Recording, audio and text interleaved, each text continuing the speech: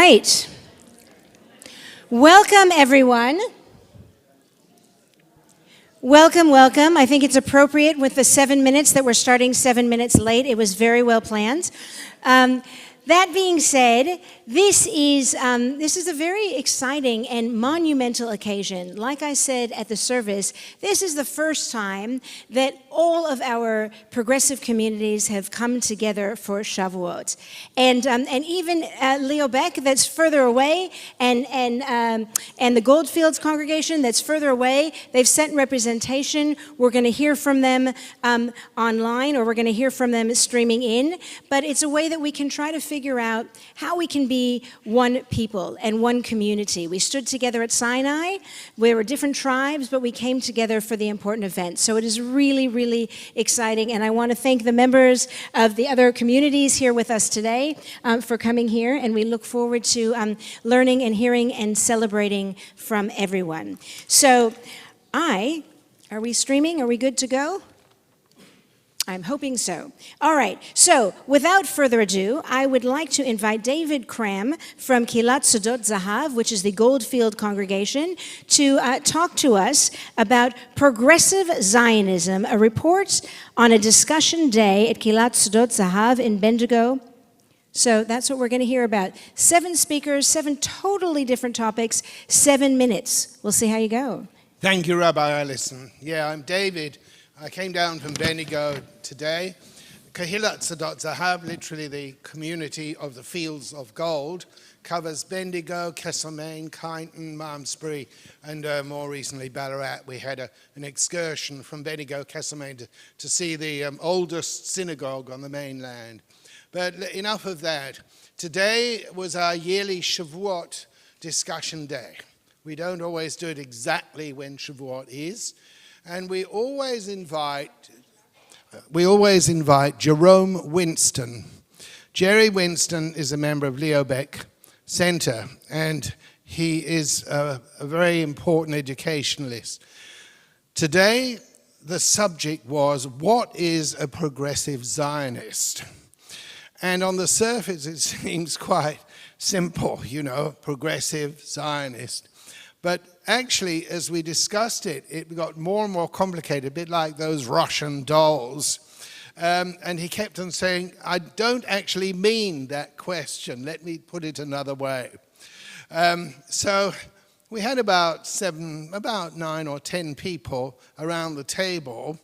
And of course, the simple answer is, progressive Jews, or progressive in politics, a little bit of left of center. Zionist, of course, we believe that Israel needs to exist, etc., etc.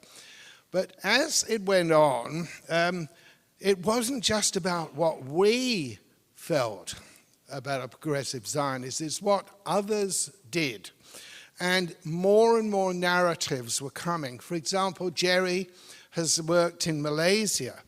And in Malaysia, they have a different narrative. They're not against Jews, but they see on television a woman with a Brooklyn accent in the settlement, saying, this is our land and it was given to us by God, etc.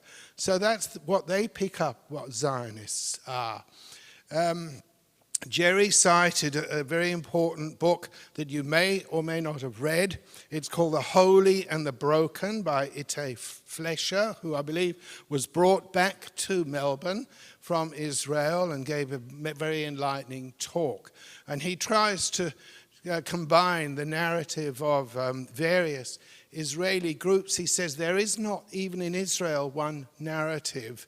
There are several. For example, Haaretz, which is only read by 5% of the population, tries to present a more balanced view. But most people just see the sort of propagandists, the poor Jews and the hostages, etc., and ignore the Gaza side of things. Whereas the non-Jewish people who live in Israel, they also have Al Jazeera, etc., so they see all the pictures that we see on SBS, etc., etc. And also, I was really interested in the early history of Zionism, the Herzl and the Jabotinsky and so on. But no, he didn't want kept on asking these questions. What is a progressive Zionist? And in the end, we had to agree that it depends what your narrative was. Now, there's a slightly left-of-center group in America that talks about a third narrative. And then he was talking about Torop, Rabbi Torop, who did his thesis on storytelling.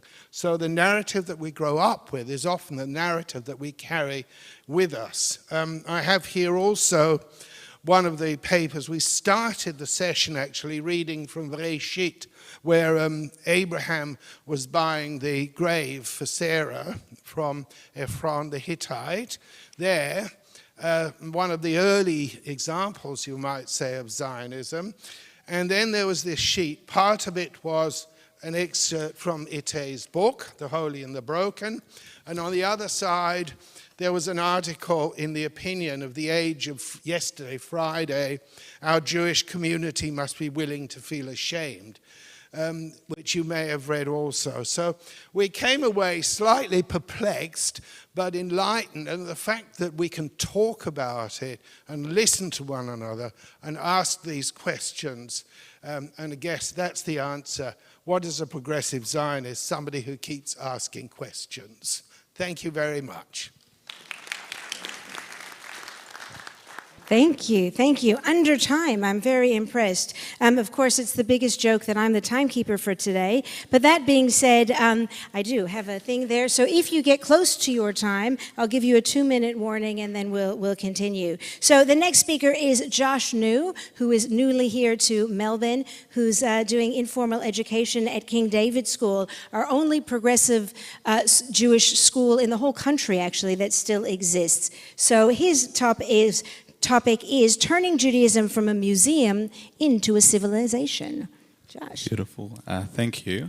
Hi everyone. I'm Josh. I could introduce myself in any number of different ways tonight. I could tell you, as Rabbi Konya said, that I'm a Sydney-sider who just moved to Melbourne, that I'm a student studying a Masters of Teaching, that I love cheesecake but I'm lactose intolerant, which makes tonight really rough for me. That I'm the coordinator of Jewish experiential education at the King David School. But in the context of this talk, all you need to know is that I'm a madrich, and I'll explain why. When I was asked to talk on this panel, I took mental stock of many aspects of progressive Judaism, trying to work out what to talk about, and I finally settled on the foundational progressive value of informed choice. And in unpacking this idea, I was reminded of a certain dilemma posed by the famous Jewish Israeli author and intellectual Amos Oz.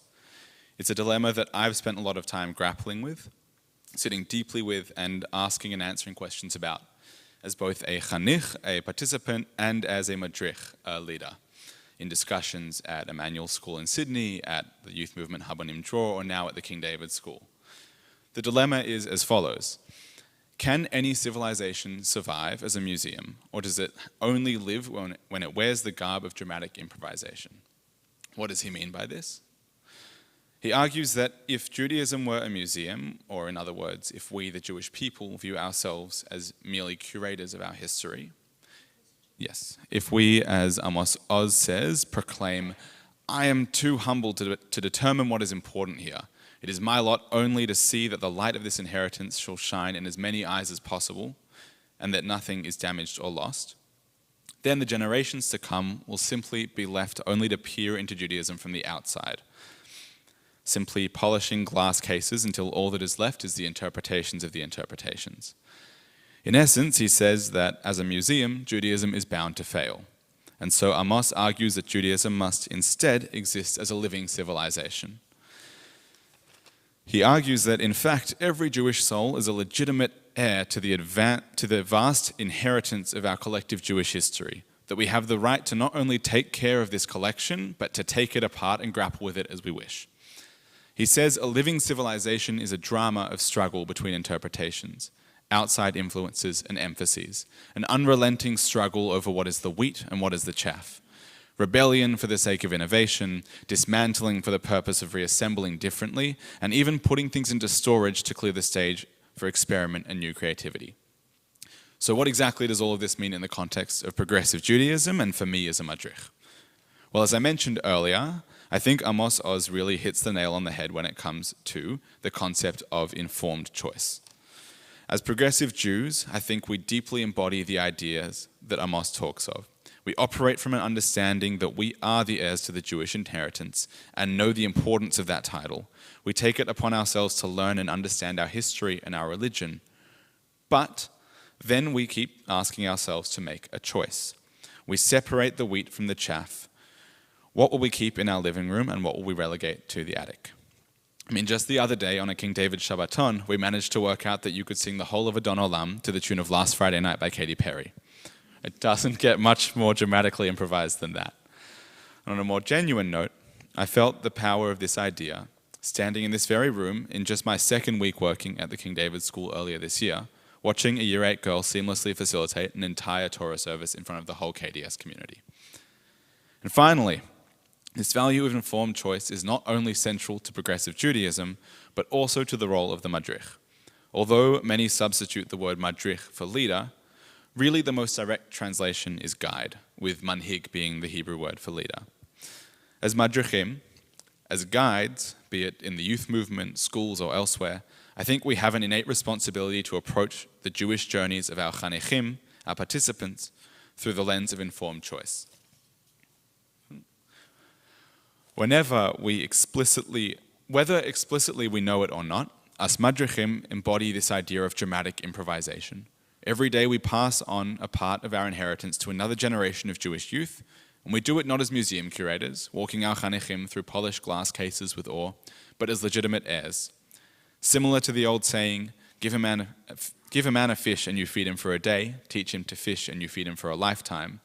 Educating from a place of informed choice gives our chanechim the toolbox to grapple with Judaism for themselves. And hence we truly become guides and not leaders. It's why we often talk about Moshe being one of the ultimate madrichim. Moshe might be often labeled as a leader and is widely viewed as such, but Moshe spent many of his formative years as a shepherd. It's no coincidence that the word madrich comes from the shoresh derech, meaning path. Like Moshe the shepherd, it's our duty as madrichim to allow our chanechim to choose their own path and gently guide them from behind or within the group, leaving room for them to make their own informed choices, not just in their Judaism, but also in their lives in general. For example, in my time as a madrich in Habonim Dror, I saw this play out time and time again. At the start of every camp I ran, be it with a group of Year 3 students or Year 12s, we would sit in a circle and decide together. What are the codes by which we want to exist and interact with one another on camp? More often than not, I would spend most of that conversation in silence, as my chanechim created the guidelines to their own utopia and proceeded to actualize them together over the coming days. So, as we spend tonight engaging with our vast Jewish inheritance, as we do every year on Tikkun Leil Shavuot, I think it's an adequate time to reflect upon Amos Oz's dilemma and actualize the values of informed choice. I hope that we continue to see ourselves not as curators of a museum, but rather as characters in a still unfolding story.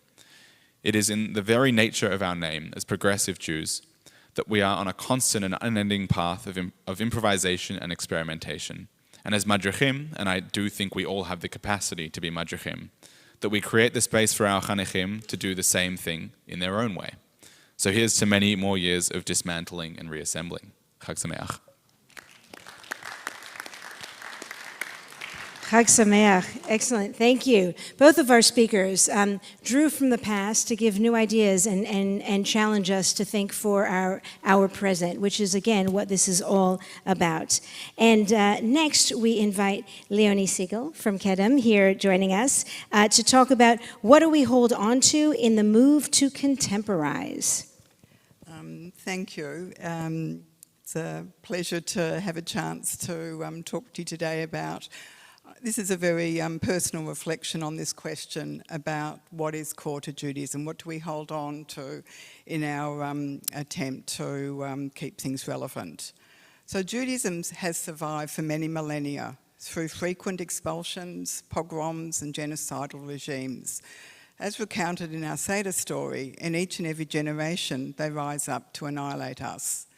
Even when we think we have outlived this edict, that the world has changed, that the teachings of Judaism have been assimilated into moral behaviours, that tyranny is on the wane, This prediction this morning has proven true again and again. And yet Judaism and Jews are still here, surviving not just regimes intent on destroying us, but also assimilation, intermarriage, migrations, internal factional conflicts, competing faith and non-faith ideologies, fashionable fetishes and isms, communism, humanism. What keeps Judaism strong? Is it about changing and updating to become more relevant and appealing? Is it about being ossified in a particular period, elevating custom of a bygone era, keeping hundreds of laws? Or is it about holding on to core values and core principles, a moral and behavioural code that guide our interactions with the human, other animal and inanimate world? The centrality of the code for moral and ethical behaviour aligns with this festival of Shavuot, of celebrating not just the giving of the Ten Commandments, but our commitment as the Jewish people, as Jews, to uphold the Ten Commandments as guidance for our lives, knowing that to live by the Ten Commandments is to sanctify and choose life. In the 1980s, Michael Chance, a researcher of animal behaviour, described two distinct modes of social interaction in primates, two distinct ways of organising group living and social interactions. These he called agonic mode, characterised by threat and power, think chimpanzees, and hedonic mode, characterised by playful, mutually supportive interaction and reassurance. Agonic interactions are associated with dominant submissive hierarchy, in which hierarchy is used to serve the interest of the powerful, rewarding those who zealously do their bidding, severely punishing any who would contest or even ask questions of the leadership, exploiting rather than protecting the weak. Hedonic mode, in contrast, is characterised by a hierarchical situation in which the leaders, the powerful, work in the interest of the group, validating all, protecting the weak. These two organisational models, developed initially in the study of primates, are useful in exploring group dynamics in humans, in families, in workplaces, in community organisations, in nations. We can all think of distressing examples of families, community organisations, workplaces operating in agonic mode, where the dominant interaction is through edict and bullying, where the leaders typically shift blame for any failure, where creativity is squashed. These are tense, unhappy and ultimately unproductive places. Think of nations in which tyrants rule, or must do their bidding, where resources are purloined for the use of the leaders and their acolytes, to the deep misery of most. The flow of information is restricted. Those down the chain are not just disenfranchised, but are relegated to use objects. This model not only generates unhappiness, but also stifles productive activity and is ultimately destructive of all. We also know situations, families, workplaces, nations that approximate hedonic mode, where interactions are largely cooperative, where individuals are valued and have agency, where individual responsibility is the norm. These are happier places characterised by win-win, where the needs of the individual and group are aligned, in which all are validated regardless of where they sit in the hierarchy, and supported to be the best version of themselves, to grow and reach their potential to benefit of the individual and the group. Societies have for much of human history been dominated by totalitarian regimes acting in agonic mode, holding on to power through threat and intimidation, exploiting the weak, squashing those seeking a fairer society, undermining production that meets the needs of the majority, ultimately self-destructing, but perhaps after decades or centuries of misery. I think that Judaism directly confronts tyranny at every level. Thinking about the core tenets of Judaism as captured in the Ten Commandments, not to murder, not to steal, not to bear false witness, and other precepts repeated in the Torah. Next page.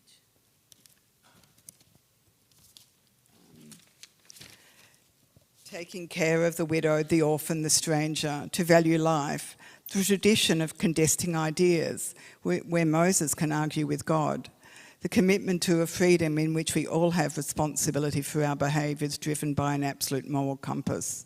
The festival of Shavuot, dedicated to celebrating the giving of the Ten Commandments to the Israelites following their escape from Egypt, tells us being free from slavery is worthless, will simply result in ongoing enslavements unless used to create a just society.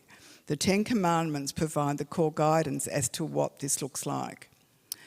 I wonder whether the Ten Commandments and other core precepts of Judaism are not modelling a hedonic world, modelling a fairer and just society in which all can thrive and reach their full potential, a guide for families, communities and nations.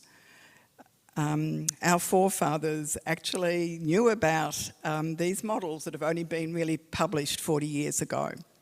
The first 4 commandments about our relationship with God confirmed our status as a free people and the unique concept of the one God, the eternal, talking to the sacredness of all in our universe, but also the idea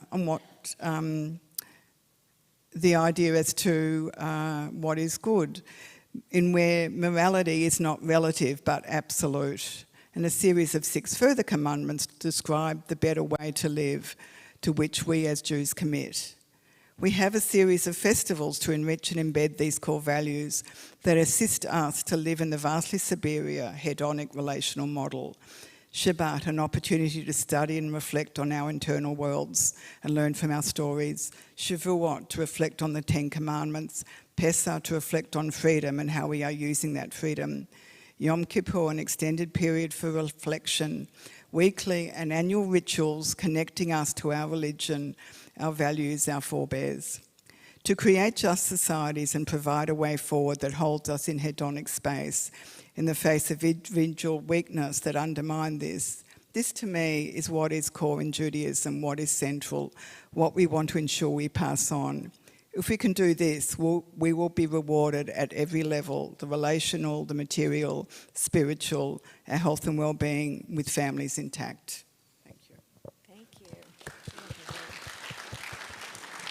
Again, thank you. Kol hakavod. Looking at what is our purpose, and how do you, again, both, interesting too. It's how do we make these things relevant, and how does it speak to us in time, weekly and annual way, and how does it guide us, our moral compass? It's one thing to just receive it. It's another thing to do something with it. So thank you very, very much. I know you're next, Simon, but I actually feel like I want to go to Elise right now, only because I want to a totally change in terms of what we're going to be doing, what we're talking about. So hold on one second. And now for something totally different: how to be a Jewish artist, bringing our culture into the light.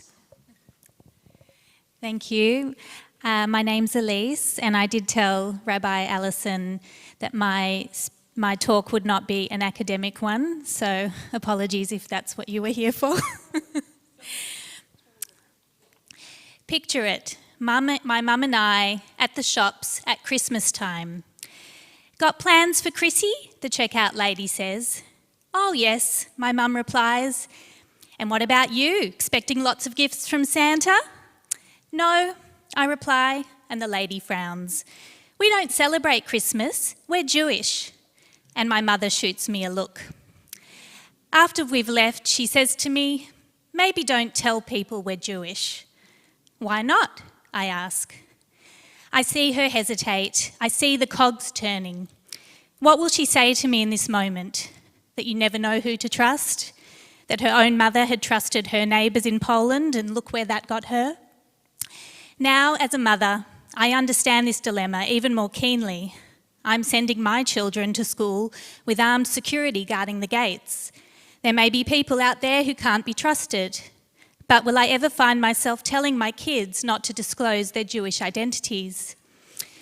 As someone who ended up pursuing a career in the arts as a writer, playwright, performer, I would often find myself to be the only Jew in the room.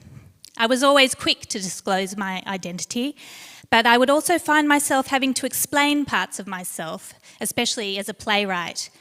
In my first few plays, I never mentioned the word Jew, but I was definitely skirting around it. My plays were informed by the experiences of those who'd come before me, grandparents fleeing Europe, silences and unspoken traumas. I used theatre to try and make sense of it. I would write using what's called an open dramaturgy, where I encouraged my creative team and my audience to interpret my plays in whatever way felt authentic to them. But still, I would begin all my rehearsals with my non-Jewish cast and non-Jewish director with a speech that went something like, "So let me explain to you this thing called the Holocaust and how it's impacted me in my life as a third-generation descendant." Even though they would be interpreting my work as they saw fit, it felt important to explain the place the writing was coming from, as a Jew carrying all the experiences, the joyous and the painful ones.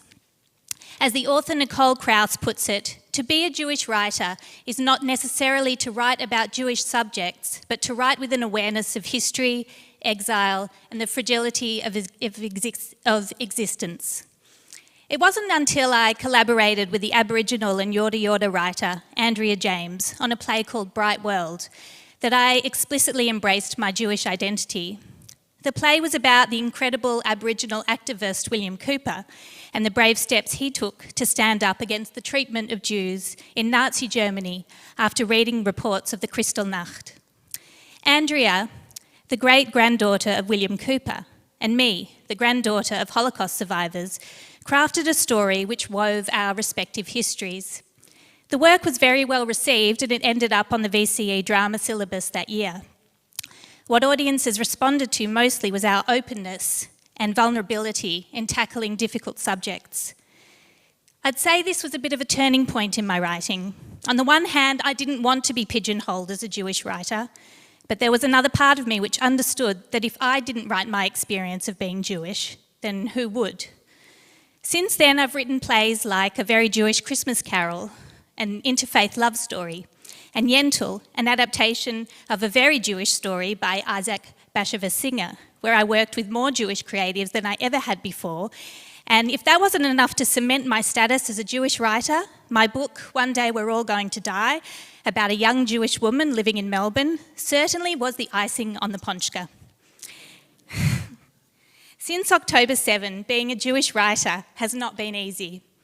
A survey conducted by COJA, the Centre of Jewish Artists, found that 90% of participants reported feeling unsupported by their workplaces. Over 80% had left or were considering leaving creative projects because of the behaviour of their peers, and over 50% had been the direct recipient of anti-Semitic comments or behaviours by a colleague. There were a number of incidents that impacted me directly. I'll share one with you. Last year, I had to make a very difficult decision to not continue working on a book that had been contracted by my publisher and slated to be released sometime this year. The book, which I began working on in 2021, was set in Melbourne and had a Jewish female character and a Jewish male character. However, the male character was an Israeli, and a small section of the book was set in Israel. After much tsuris, my publisher and I had a very difficult conversation about the implications of publishing this book, given the current climate. My publisher, who is extremely kind, assured me that she would stand by it and publish it, but she wanted to warn me of the associated risks, which were, given what she'd seen in the market, chances of it not selling, the chance of the booksellers not wanting to stock it, the chance of me experiencing personal backlash. She had watched the market flip and books with Jewish content not sell well. I think in this conversation both our hearts were breaking. What am I supposed to do? I asked her tearfully. Write a book without Jewish characters? I couldn't quite believe the words coming out of my mouth. But she said to me no. She told me I must write books with Jewish characters. I owed it to myself, to Jewish audiences who needed to see something that resembled their own experiences reflected back at them, and to non-Jewish audiences who deserved a glimpse into the beauty of our culture, offering understanding and empathy in a world which often polarises. Suddenly, I felt that I may have been the only Jew in the room working on my book, but I was not alone. While I was grieving for this novel and racking my brain to figure out how to write another book, I was offered another fantastic writing opportunity. It was the chance to work on a TV show, and one which they explicitly needed a Jewish writer to tell a Jewish story.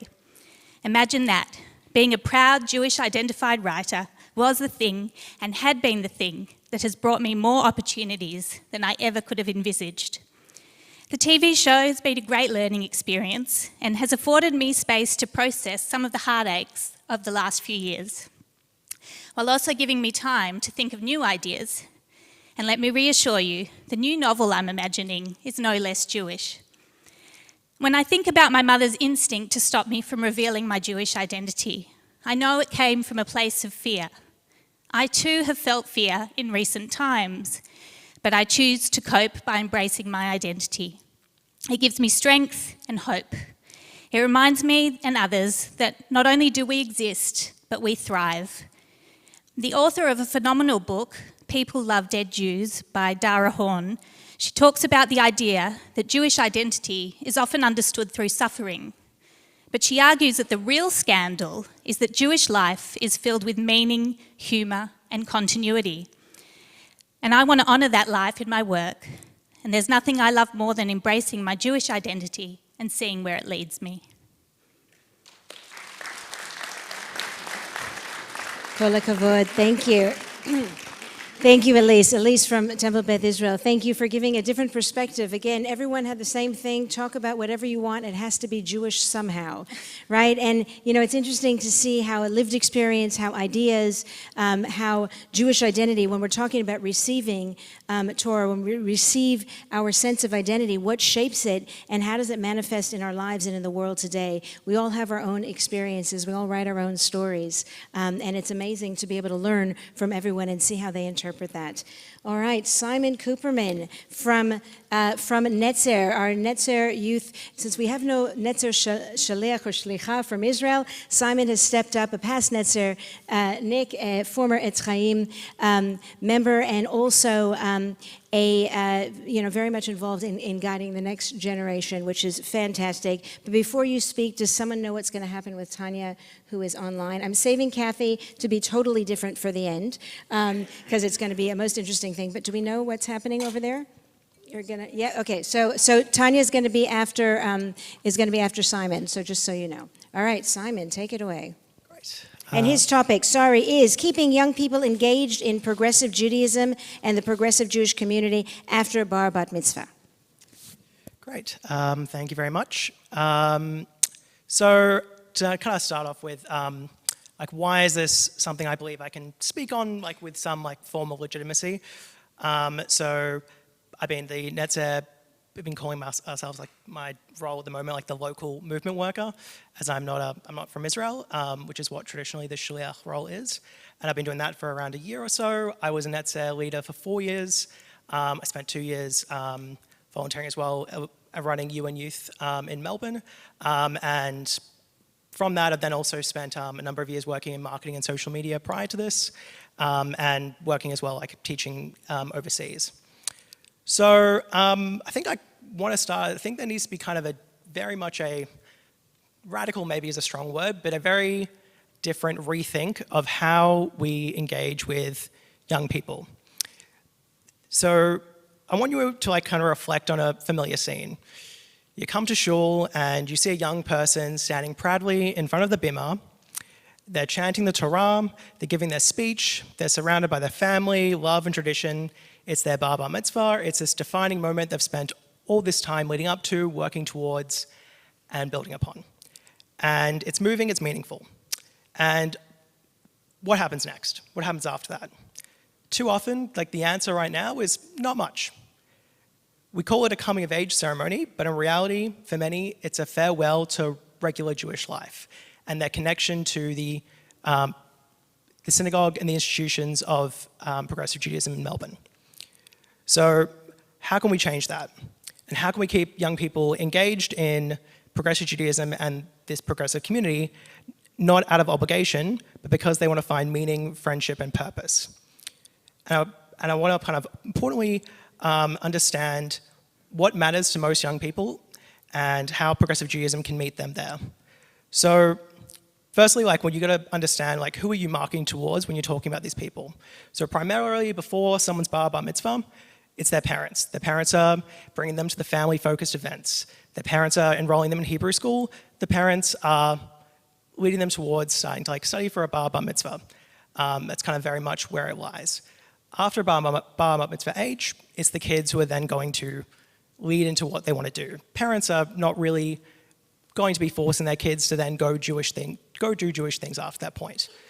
And so after having their bar mitzvah at the age of 13, the next most likely point that a person's going to have engagement in the progressive community is going to be when they start having kids themselves. There will be kind of a touchstone point when they have a wedding. They may, engage briefly with, if they're having it at a shul, involving a progressive rabbi, but otherwise, you're looking at a gap from their bar mitzvah age to when they themselves settle down and start having kids.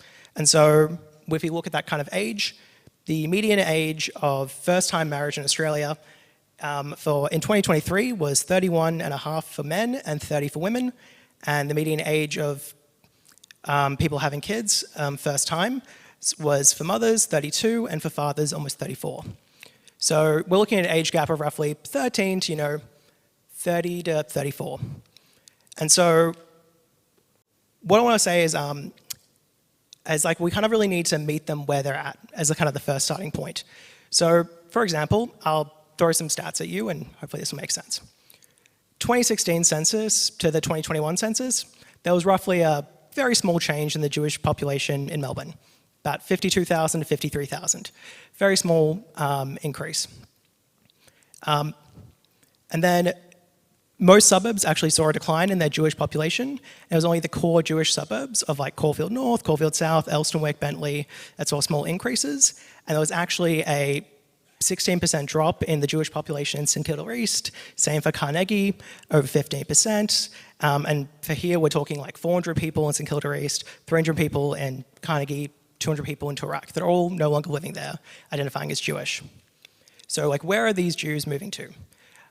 So the largest increases in Jewish population were the inner northern suburbs, where there were huge increases in Jewish population. And I guarantee you that you're going to see similar things in the next census. Next year in 2026. And that kind of generalization of young people moving to the inner north, it's not just for non-Jews, it is also for Jews as well. They're moving there, they're settling down there, and they're staying there. And if you just take the council areas around this point of like the city of Darebin, Moreland, Yarra, city of Melbourne, their collective Jewish population between that census period of 2016 and 2021 increased by 40%. And it's now almost at 2,000 people. So, and their age demographic, it skews much younger than was the traditional kind of southeastern areas of Jews. So these are where like young people are moving. I myself, I also live in Carlton, in the north. All of my friends from Netzer, who were leaders with me in Netzer, that are my age, they also all live in the north. Majority of people that are my friends that are in the Jewish community, most of them live in the northern areas. And these are kind of areas between Richmond to Coburg, Preston, that sort of period. So we firstly need to like physically meet them where they're at. Secondly is like digitally. How do we meet them where they're at digitally? So obviously social media is a big factor. They're not really using Facebook anymore. They're mainly using Instagram, they're mainly using TikTok, and they communicate through WhatsApp groups. Specifically, for example, in Netzer, while we're talking about a different group that we're marketing to, when we're marketing to parents, our biggest success points still, when we're talking to parents, is through, we have WhatsApp groups with parents, where we like announce our events, and like direct texting to parents as well. For kids and for the kids that we try and market to, we see lots of engagement on Instagram and TikTok. And so obviously it's like a very kind of different place to when you want to start marketing and advertising towards, but that's where people, and that's where this demographic is at. And okay. Next, you got to like kind of understand what are their priorities. So firstly, their priorities are going to be like friendship and belonging. Between the ages of 13 to 25, this is when you kind of form your kind of close, long-lasting friendships. And these are the people that you're going to tend to be friends with for the rest of your life. Things like Jewish youth programs like Netzer, where they prioritize small group belonging. These are where like those sorts of things do bond, and most of my close friends are all people from Netzer. Secondly, it's romantic partners. The people in this age group are looking for a partner to settle down with, and so like that is going to be one of the priorities they're looking for in this kind of age time frame. And so it's like when we're wanting to meet they're going to want to meet a partner that shares their values. There'll also be things around activism and social justice, because it's this period in time where people start to form the large proportion of like what their values are, what their political beliefs are, what they kind of most engage with and most activates them. And so these are also people that are like in a very disconnected world that have like grown up being online and now kind of being also disillusioned to that aspect. So for example, and this can sound like a pretty out there idea, but like the kind of biggest kind of demo business when it comes to things like dating and that sort of thing is like single events have become very popular in Melbourne now because people have like become sick of dating apps. So when I kind of talk about like what are things in different ways to engage young people, it's like what are some social events that could be involved in the progressive community that you can then kind of keep that connection while still doing things that they want to be doing. And so whether it is you're having like a singles event for people between the ages of 25 to 35 for Jews in the progressive community that's like being run through those institutions, whether it's you're having like social events at bars and that sort of thing, or you are sticking towards more traditional cultural things. For example, like we're talking the most successful communities in these sort of areas have been places like Kehilat Kolenu, which is a very informal Jewish service that is a couple at Shabbat. That's very musical. Similarly with like Kol Nefesh in Sydney as well.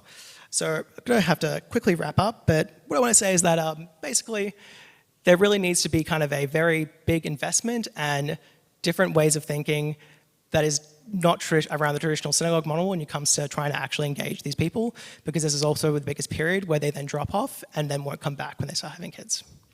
Thanks. Thank you. Thank you very much. Excellent. Very, very important. So we're talking about how it connects to us, what's revealed to us, but, we can't get it revealed to us if we're not there, if they're not at the mountain, if they're not even coming to the base of the mountain. So, instead of come to meet the mountain, we have to bring the mountain to them is what I'm hearing is a big thing, and make it, appealing and relevant to what they're looking for and needing. Thank you. Ido, how are we going to get Tanya on? Aha, there we go. Tanya, nice to see you. So Tanya is up there, everybody. So Tanya, thank you so much for coming in. Tanya is representing Leo Beck over there. It's wonderful to see you and wonderful we can, speaking of digital age and trying to connect that way, you don't have to be young to be able to do it. We can still do it here. But a summary of Peter Schachner's recent lecture series, Groundbreakers in Modern Jewish Thought. Tanya Worms. Well, thank you very much for asking LBC to participate. What I'm going to do is in my precious 7 minutes, 2 of which I'm going to be giving to Michael Polak sitting here, I'm going to give you a brief synopsis of this lecture series that I've been attending recently by Peter Shatner, who's a retired professor of general practice at Monash, and current head of B'nai B'rith in Victoria. He's a self-taught armchair Jewish historian who lectures on Jewish history at U3A and Stonington, U3A Stonington, Lamb Library, etc. So for Peter's thesis for this lecture series is that ever since Jacob wrestled with the angel in Genesis, Jews have wrestled with how to adapt to the society in which they live, all the while maintaining their Jewish identity. And he spoke mainly about Jews in the diaspora. So I'm going to cherry-pick the movements and individuals he spoke about who he considered were modern groundbreakers of their time. One of the first movements he spoke about was that of the Haskalah movement of the 1700s, which advocated against Jewish reclusiveness, against living in places other than shtetl, against living in places like shtels and gated communities, a complete opposite or somewhat opposite to the Hasidic movement, where, as you know, Jews conform to a certain lifestyle. But the Haskalah movement or Jewish Enlightenment encouraged the adoption of common attire over traditional dress. And the Haskalah movement, in which Moses Mendelssohn was a key leader, also encouraged people to live a more secular lifestyle. And for people like children to learn subjects such as science and maths. Mendelssohn also encouraged Jews to speak the language of the country, such as German in his case, rather than Yiddish. And he also translated the Torah into German to make it more accessible even to non-Jews. And this was all to promote integration and thus acceptance into their society through being more open. After the Age of Enlightenment, particularly after the French Revolution, various countries, as you know, allowed Jews to become citizens. And in Australia, however, of course, Jews were regarded as equal from 1788. But many Jews in Europe became active politically and culturally within the wider European civil society in lockstep with them gaining full citizenship. Of course, being a progressive Judaism Victoria Tikkun, I couldn't not mention Abraham Geiger, who was the German rabbi and scholar who was considered the founding father or grandfather of Reform Judaism, introducing German into his services and emphasised Judaism's constant development through its history. So no longer, for instance, can we, said he, or should we, have animal sacrifices. He abolished the prayers of mourning, that's mourning for the temple, believing that since Jews were German citizens, such prayers would appear to be disloyal to the ruling power and could possibly spark anti-Semitism. Well, the less said about that, the better. He advocated against the principle of always taking the Torah literally, but one should often study the spirit in which it was written in order to make it more applicable to modern times. And Peter also introduced the group to Judith Plaskow, an American Jewish feminist scholar and theologian, famous for her book, which you might know, called Standing Again at Sinai, very appropriate book to mention this Shavuot. Since that book was written in the late 1980s, but since the 1970s, Judith said it wasn't enough to have a female rabbi, fantastic though it is. Women should be allowed to say Kaddish, women should be counted in minyanim, and females should participate in services, whether they're menstruating or not. And likewise, for LGBTQI plus people, should also be welcomed and participate in services in synagogue life. Everyone should be wearing, or offered to wear talit, wear yarmulkes, to lay in tefillin, and be sofer if necessary. Furthermore, Judith said that all people are made in the image of God, all people. So God should not be thought of as a man. And my last slide is of the famous Jonathan Sacks, who maintained that Judaism has an ethical and moral code which can help address the dilemmas of the secular world. For example, all faiths and secular society should work together to solve common problems such as environmental problems, poverty, radicalism. And he said science may be the how the world works, but religion is why the world works. A society is richer when it looks after the poor. A nation is strong when it looks after the weak, said Sacks. As you know, he was very articulate, weaving philosophy and history into his teachings, very prolific, and redefined the universality of Judaism without taking sides of movements. So whether you are Orthodox or progressive, he said all Jews have a relationship with one God. All Jews have a relationship with Hebrew. We have a common history. The Tanakh and Megillah and so on are our holy books. We work on Tikkun Olam. We believe that the Messiah is yet to come, and we have a relationship with Israel. I'm using that term neutrally because now I'm finished my slides. I'm going to send you over to Michael Pollack, who's going to speak to you now about Israel. Well, partly, yeah. Partly. Thanks, Tanya. What I say will be very brief and will attempt to draw a lesson from this account of our recent intellectual history, our history of reform. You can see that Judaism has evolved and changed, that much is obvious. But what are the underlying patterns or themes, and where to from here? What, if any, commonalities did you discern?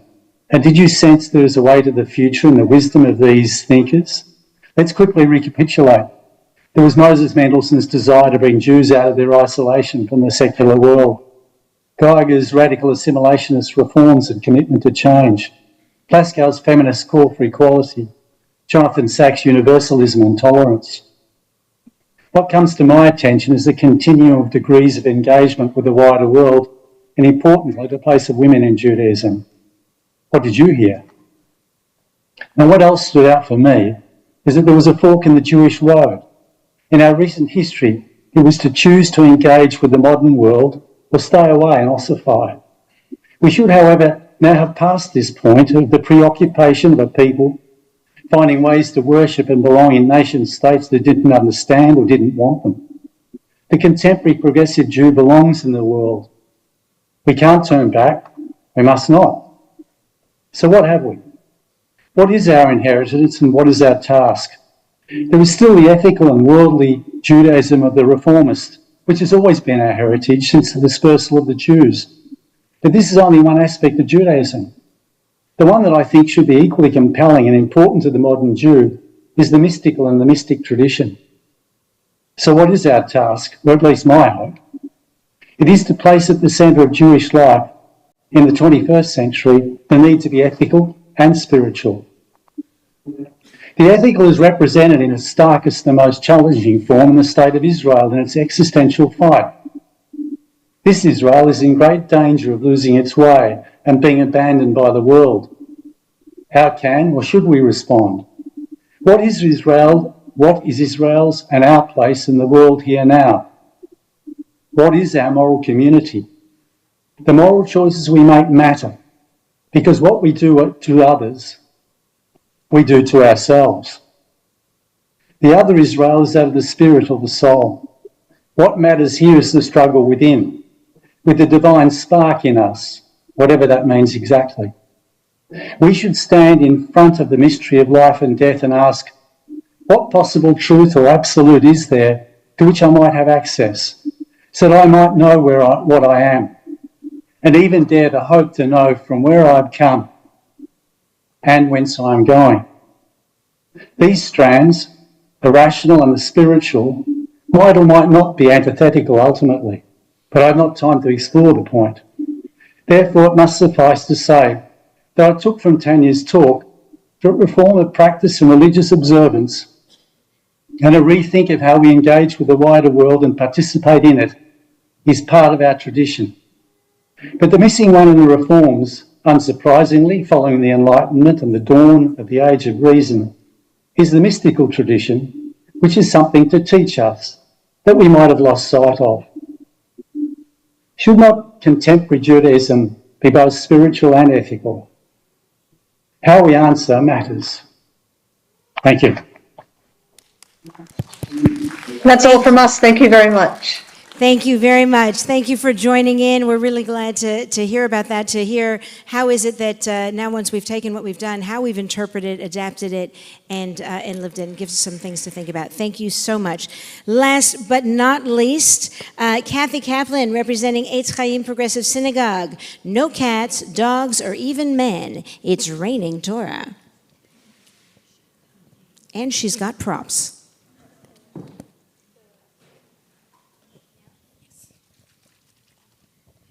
Is this on? No. Yes? Is this on? No. It is. Good, thank you. My name's Kathy. For my sins, I was past president here, and now I help out at Eitz Chaim from time to time. And the brief I was given was about contemporising Jewish life and learning. And I can see that Cantor Michel is up the back because last time he saw me with a bowl on a bimah, he was asked to do something, and I think he's a bit frightened he might be asked to do that again. So we all know traditionally that there was lightning, there was thunder, and the Israelites stood at the foot of Mount Sinai about to experience the single most profound moment in our history, the giving of Torah. I'm pretty sure they would have been both terrified and in awe from the light and sound show that was emanating from that mountain, something that I don't think Hollywood's been able to emulate since. But this evening, I'm not going to focus on the giving of Torah. I'd like to explore what it might feel like to receive Torah. Let me show you what I mean. Okay, you can see I've got a bowl of water. It's just ordinary tap water, nothing magical in there. And that represents each of us. It's clear, it's pure, it's transparent, it's full of potential. But let's make real life happen. Where's my... Real life can get stuck on top with all its challenges, its obstacles, its competing timelines, competing demands on us being fearful of change. What other sorts of things are different? Lots of things that really stop us from reaching our full potential. There's a barrier between us and what we could and who we could be. And now I need some magic to happen. And I'm going to need your help because if it doesn't happen, the rest of my talk doesn't make any sense at all. Now, Stephen is 38 now. So 34 years ago at Hanukkah at Kedem, we had a talent quest. And my Stephen came and did some magic. And as he was doing some magic, he then said to the audience, "What's the magic word?" So what's the magic word? No. It's please. Can you help me now? Can we just drop any of these colours all over? As I'm dropping these bits of coloured water, and it's only coloured water, again, nothing magic in them. They're like drips of Torah. You know, there's a verse here, a lesson there, a question, an argument, all sorts of things. And you can see that it sort of gets stuck in the cloud.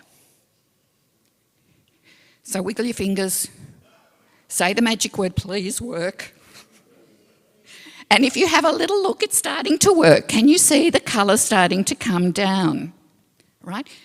So it's not raining cats and dogs, it's not even raining men, and it never has, but it is raining Torah. Okay? So, now I'm nervous, sorry. Please work. Is it working at least a little bit? Good, okay. Okay, so, you know, the colours were suspended in the cloud for a start. Okay, they didn't break through right away. Now that's real, isn't it?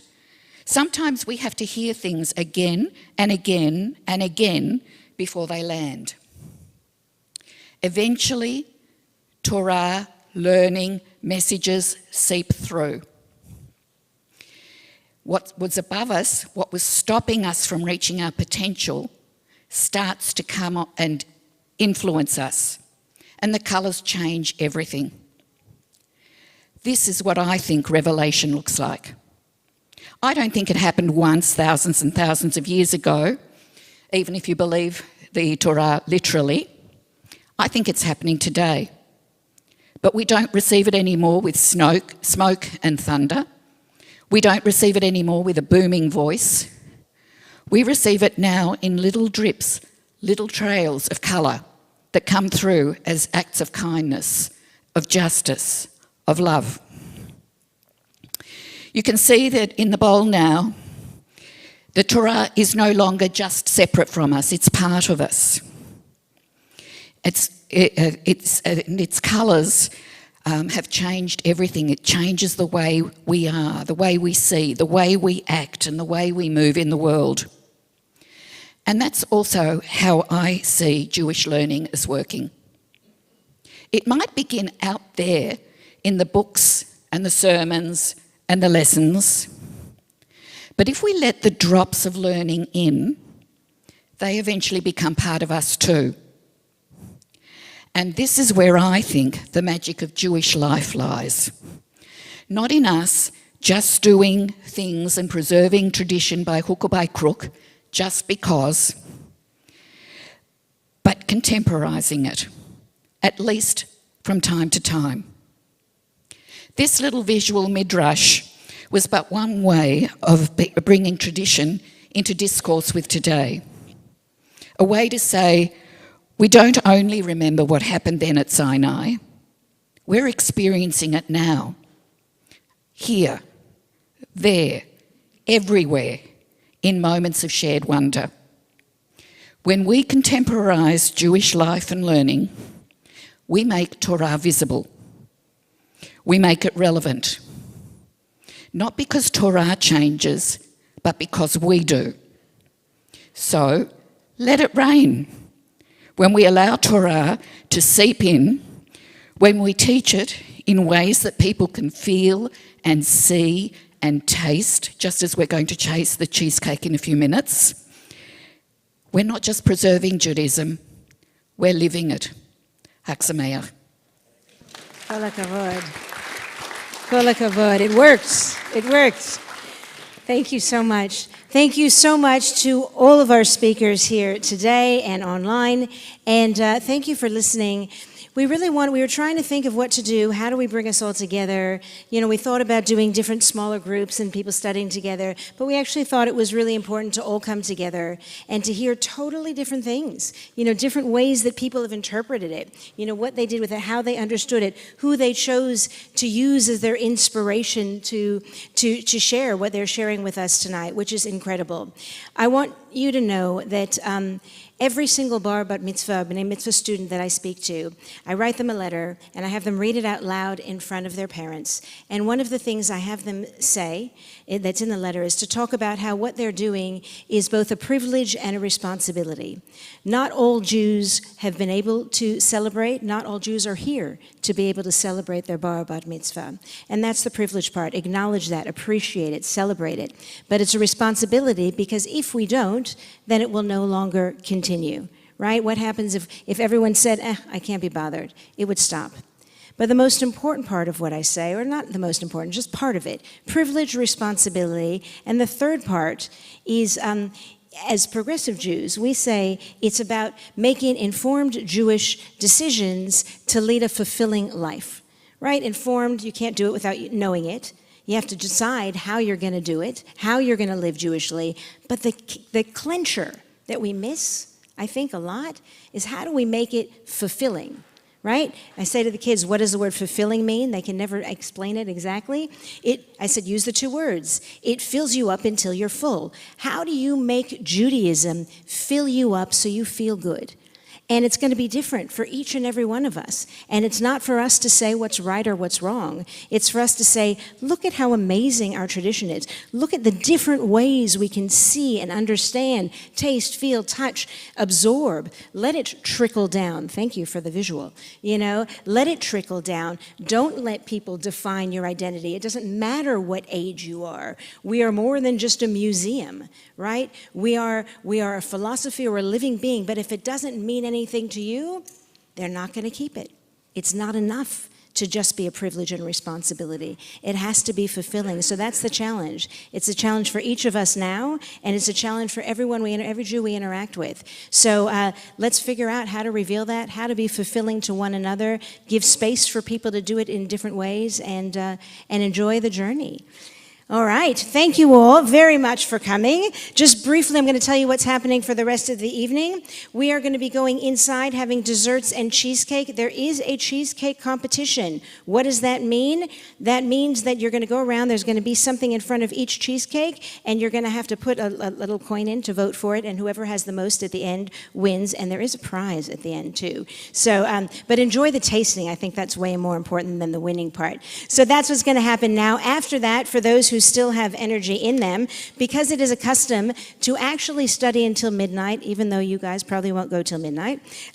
We are going to be continuing our Tikkun Leil Shavuot with Leon Sterling from Kedem is going to be doing a session on Jewish literature between the Bible and Mishnah. That's what's going to be happening first, in theory, around 9:30. And then half an hour, 40 minutes later, I'm going to be running a session called The Revelation Within, Unveiling the Divine divine thought through the Sfirot. You know, it's not just about Torah revelation, but how does that reveal our inner selves and our inner souls through the paradigm and prism of the Sfirot, which is Kabbalistic mysticism. So just a little taste of that. So for those who want to stick around, come and join us. We won't go till midnight. We'll probably go till 10:30. And if you guys are like me, I'm going to hop from here and go somewhere else in Caulfield and go to their Tikkun Leil Shavuot, because they're also amazing over there. Thank you all so much for coming. Chag Sameach, and we'll see you soon. Come and eat.